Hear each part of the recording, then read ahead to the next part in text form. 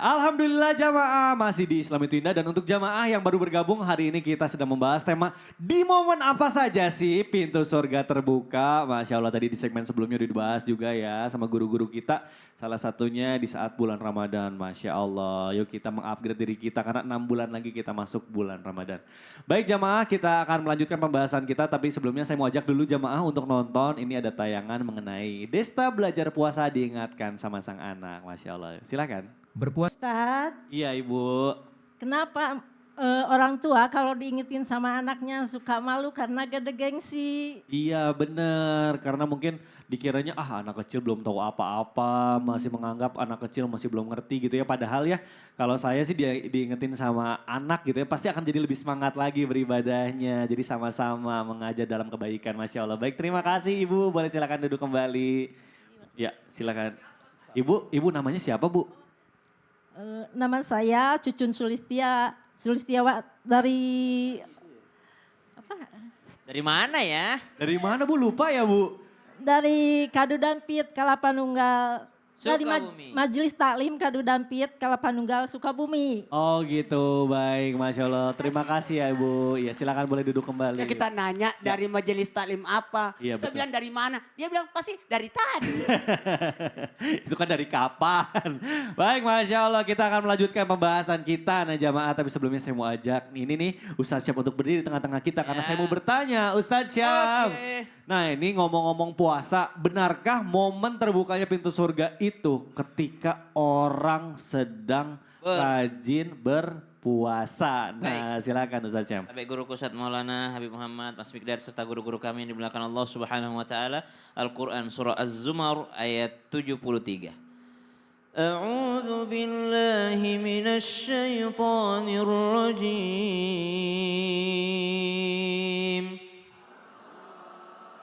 وسيق الذين اتقوا ربهم إلى الجنة زمرا حتى إذا جاءوها وفتحت أبوابها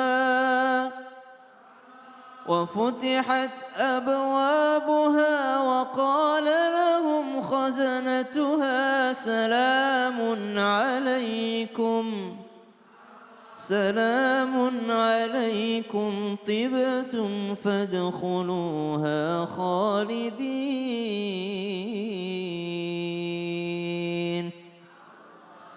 Allahumma ja'alna minhum. Semoga kita termasuk di antara ayat yang barusan kami bacakan. Yaitu orang-orang yang dibukakan pintu-pintu surga nanti. Lalu disampaikan kepada mereka selamat atas kalian. Selamat sudah bersusah payah di dunia. Selamat memperoleh pahala-pahala. Selamat masuk surga. Disambut dengan indah. Tapi ternyata ada satu pintu tidak semua orang boleh masuk. Ada satu pintu nanti di surga yang tidak semua orang boleh masuk. Bahkan dijaga ketat oleh malaikatnya Allah. Mereka malaikatnya Allah sangat patuh dan tunduk akan perintah Allah. Tidak ada tuh istilah sogok menyogok malaikat. Bolehlah saya masuk VIP ini. Tidak boleh. Tidak ada yang boleh masuk kecuali siapa? As-Saimun. Para orang-orang yang senantiasa berpuasa. Yang rajin puasa.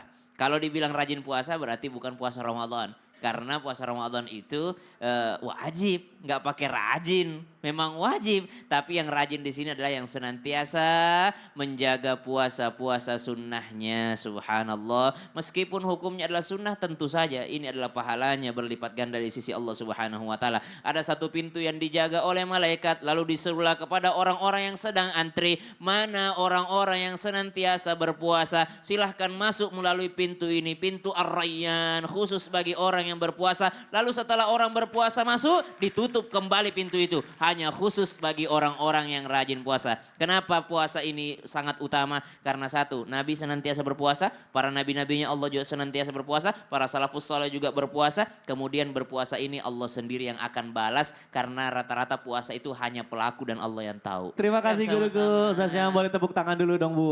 Masya Allah. Nah, baik jamaah, sebelum saya kasih kesempatan jamaah untuk bertanya sama guru-guru kita, sekarang katanya nih guru kita yang mau bertanya sama jamaah yang Iya, ada di segmen studio. ini yang dinanti-nanti. Silakan Ustaz Maulana, kira-kira mau bertanya sama siapa? Ustaz bertanya, Kami menjawab. Ustaz bertanya, Kami menjawab. mana mic-nya tadi? Ini Ustadz, silakan. Saya kasih...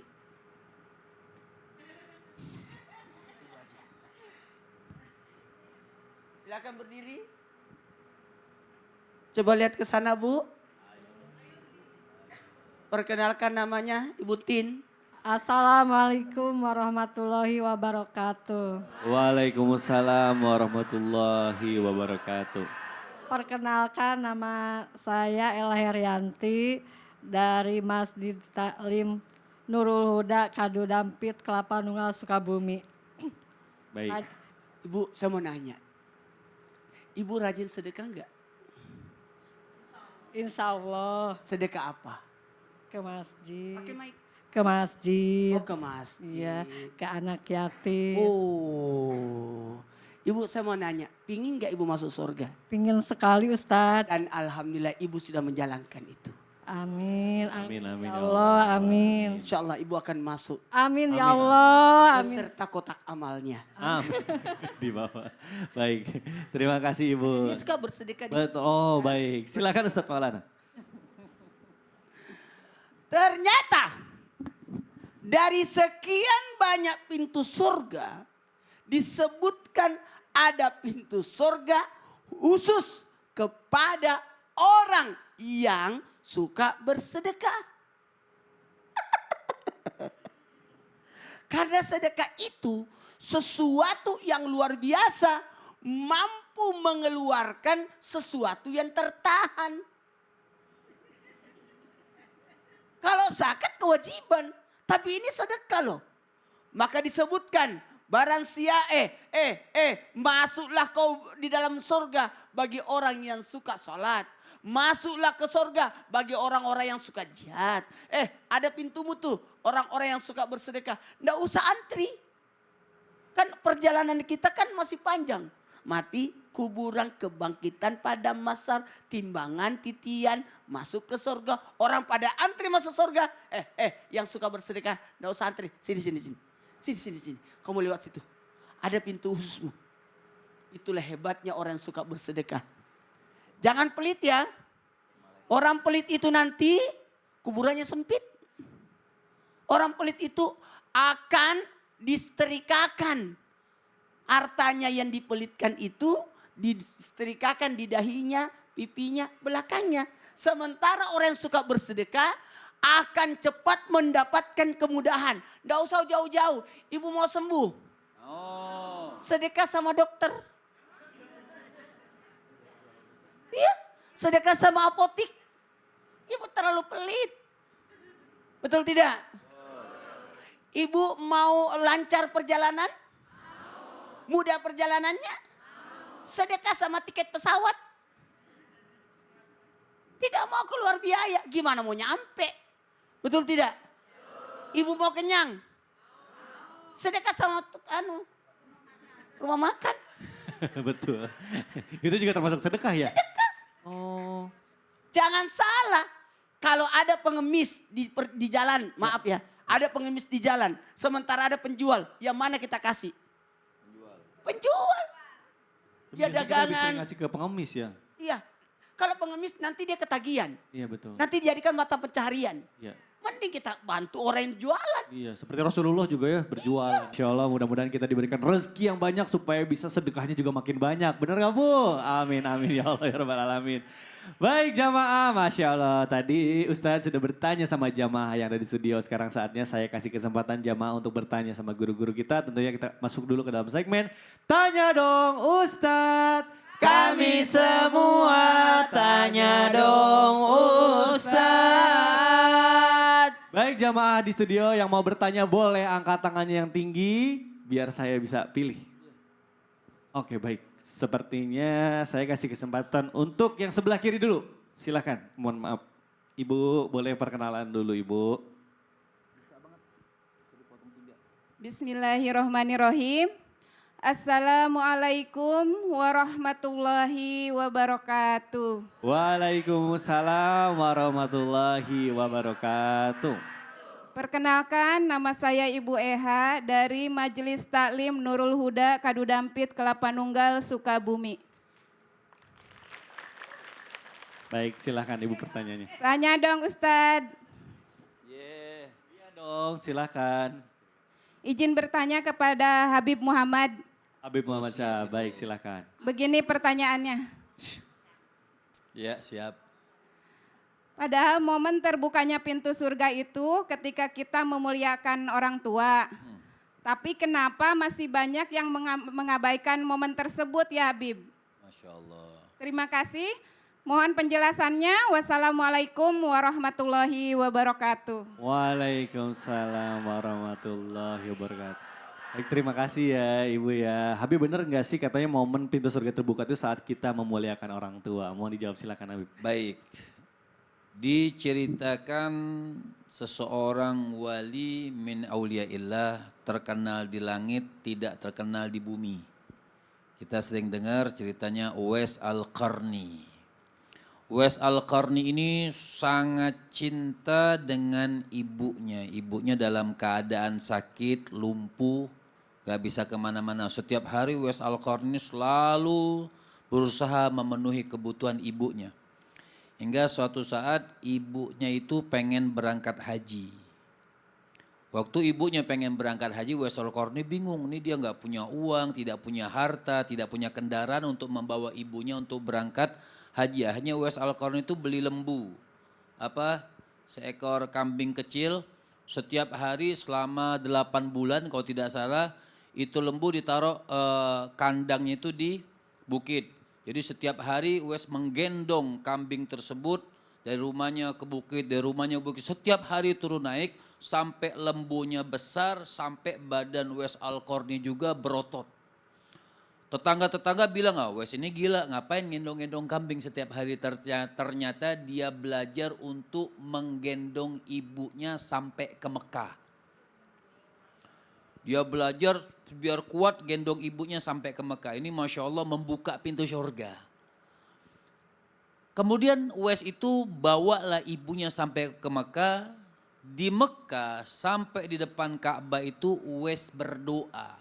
Ya Allah ampunkan semua kesalahan ibuku dan masukkan beliau ke surga. Ibunya dengar nangis. Lantas yang kau minta apa? Kata Uwais, buat dirimu apa? Kata Uwais, cukuplah aku mendapatkan keridhaan Allah dengan keridhaan engkau wahai ibuku. Nah itu bagaimana yang pintu surga itu dibukakan oleh Allah Subhanahu wa taala. Bahkan Nabi mengatakan cukuplah celaka bagi seseorang yang dia mendapatkan orang tuanya yang baik dan dia tidak berbakti kepada kedua orang tuanya. Hadis yang sering kita dengar, yang sering juga disampaikan oleh guru kita, Ustadz Maulana itu beliau sering menyampaikan ridallah fi ridal walidain wa sukhtullah fi sukhtil walidain. Ridhonya Allah Subhanahu wa taala, bagaimana kita mendapatkan ridho daripada orang tua kita. Dan murkanya Allah itu bagaimana murka kedua orang tua kita. Duh, jadi kalau ingin mendapatkan keberkahan dari pintu surga yang terbuka, kita harus memuliakan orang tua kita, baik yang masih ada atau yang sudah meninggal ya.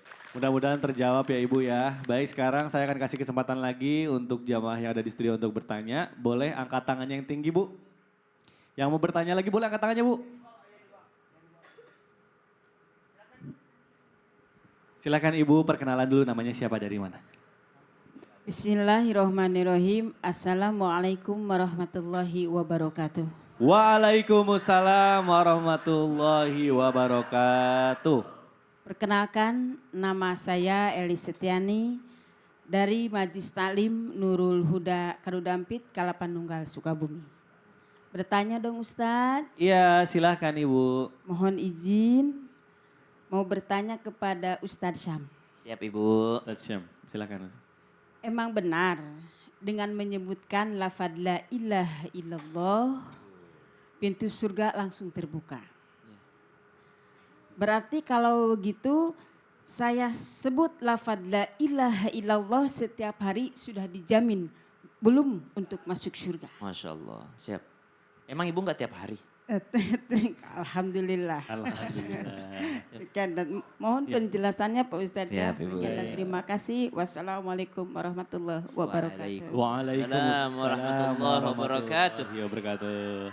Ibu terima kasih ya. Ustadz yang boleh langsung. Izin guru-guru kami Ustaz Maulana Habib Muhammad Mas Fikdar serta guru-guru kami yang dimuliakan Allah Subhanahu wa taala. Al-Qur'an surah Muhammad ayat 19.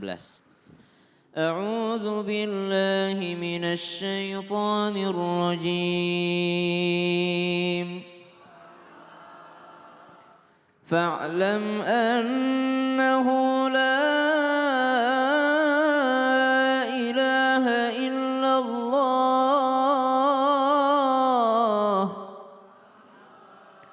La ilaha illallah wastaghfir li dhanbik. واستغفر لذنبك وللمؤمنين والمؤمنات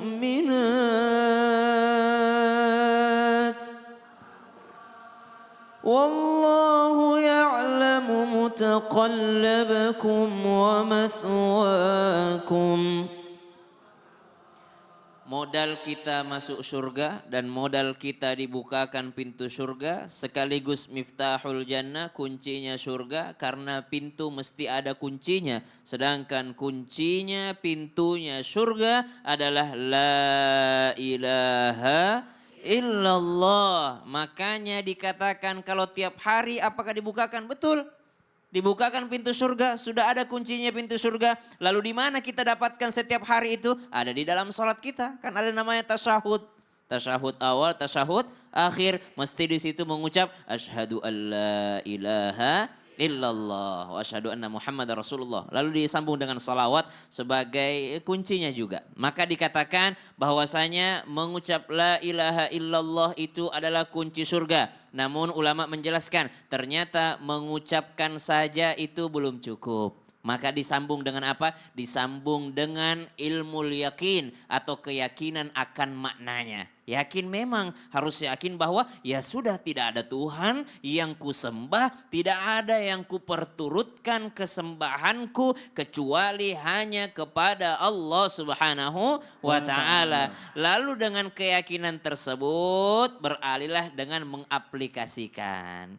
Bagaimana seseorang hidup memang hanya bertuhan kepada Allah, tidak bertuhankan jabatan, tidak bertuhankan kekuasaan, tidak bertuhankan dengan uangnya, dia hanya menuhankan Allah Subhanahu wa taala, terbukti dengan taatnya dia akan perintah Allah Subhanahu wa taala. Sebanyak apapun dosanya, kalau dia punya la ilaha illallah, dibukakan surga untuknya. Waduh, Masya Allah, amin. Tapi sebanyak apapun kebaikannya, kalau tidak ada la ilaha illallah, maka dikuncikan surga baginya. Waduh, Jadi Masya kuncinya Allah. masuk surga la ilaha illallah. La ilaha illallah. Baik, terima kasih Sama-sama, Ustaz Syam. Ibu mudah-mudahan terjawab ya. Sekarang saya akan kasih kesempatan lagi untuk jamaah yang mau bertanya boleh angkat tangannya. Silakan Ibu, angkat tangannya yang tinggi Bu. Baik, saya akan kasih kesempatan untuk yang sebelah kanan. Nah. Silakan Ibu, perkenalan dulu namanya siapa dari mana? Bismillahirrahmanirrahim. Assalamualaikum warahmatullahi wabarakatuh. Waalaikumsalam warahmatullahi wabarakatuh.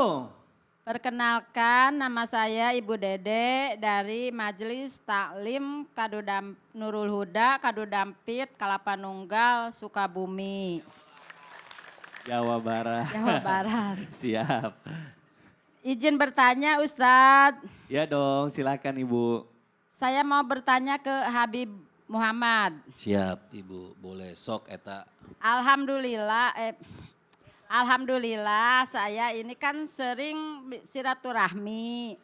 Tapi orang-orang bilang saya itu katanya sirik dan peres. Sirik dan peres. Apa itu Bu Peres Bu? Nggak tahu saya juga. Peres apa? Peres. Apa kalau begitu apa saya masih bisa masuk surga Habib?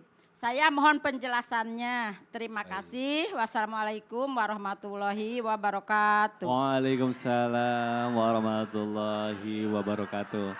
Terima kasih ya Ibu. Ibunya suka silaturahmi tapi orang yang ngomongin dia katanya ya peres. Oh, orang yang ngomong. Iya, itu gimana tuh Habib? Mau langsung dijawab aja silakan. Mungkin ibu silaturahminya keseringan.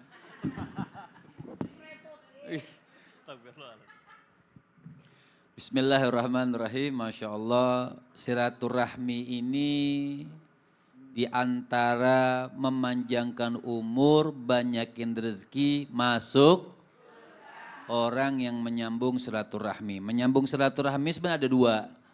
Menyambung silaturahmi itu kalau Nabi mengatakan sambunglah kepada orang yang memutuskan silaturahmi. Jadi silman qata'ak artinya sambunglah silaturahmi kepada orang yang memutuskan silaturahmi terhadap engkau. Ada juga menyambung silaturahmi, menjaga silaturahmi yang sudah terhubung dijaga. Nah ini bisa memanjangkan umur, memperbanyak rezeki, juga insya Allah membuka pintu syurga. Itu namanya silaturahmi. Dan apabila kita sering silaturahmi atau sering menyambung silaturahmi, ada orang yang bilang peres. Peres. Kalau diperes kering nanti, Bib. Oh iya. Peres. Terus apalah kita cari muka karena emang mukanya hilang. Artinya apalah bentuknya itu kita melakukan hal yang diridhoi oleh Allah la yuqal. Ada tidak ingin disebut bahwa kita ahli silaturahmi. Juga kita menyambung silaturahmi bukan juga untuk bikin iri orang. La naltafit yaminan wala shimalan. Kita berbuat baik untuk Allah dan karena Allah tidak usah menoleh ke kanan dan menoleh ke kiri memikirkan omongan orang. Bahkan lihat apa yang dikatakan oleh baginda Nabi besar Muhammad. Hadis yang sering kita dengar, Ustaz Syam juga sering menyampaikan, ridhon nas ghayatun la tudrak. Kita pengen orang ridho semua dengan caranya kita, itu hampir tidak mungkin. Ada pro, ada kontra. Jadi ketika kita banyak silaturahmi atau banyak berbuat kebaikan, itu ada saja orang yang ngomongin, itu orang silaturahmi terus numpang ngopi kayaknya. Ada saja tuh mulut manusia, netizen itu maha benar dengan komentarnya. Jadi kita nggak usah pikirin, yang penting kita berbuat baik. Berbuatlah kau baik, istiqomah di jalan Allah Subhanahu wa taala. Niatnya apa? Satu, ingin mendapatkan keridhaan Allah. Hadis Nabi, oh ada orang. Selesai emang. Iya Habib diingat. Gak apa-apa Habib silakan. Artinya hadis Nabi itu sudah jelas, mempanjangkan rezeki, membukakan pintu syurga. Gak usah dengerin omongan orang. Kita dengerin omongan orang malah menurunkan derajat kita, bukan menaikkan derajat kita di sisi Allah Subhanahu wa taala. Betul, karena gak ada habisnya Habib dengerin omongan orang. Gak akan pernah habis. Gak akan Nabi pernah yang begitu baik diomongin orang. Nah segitu baliknya. Apalagi Ustadz Maulana. Ya Allah. Baik, terima kasih Habib Muhammad Syah. Boleh tepuk tangan dulu dong Bu, Masya Allah. Baik jamaah, jangan kemana-mana karena setelah yang satu ini kita akan kembali lagi tetap di Islam itu Indah. Jamaah, oh jamaah. Alhamdulillah.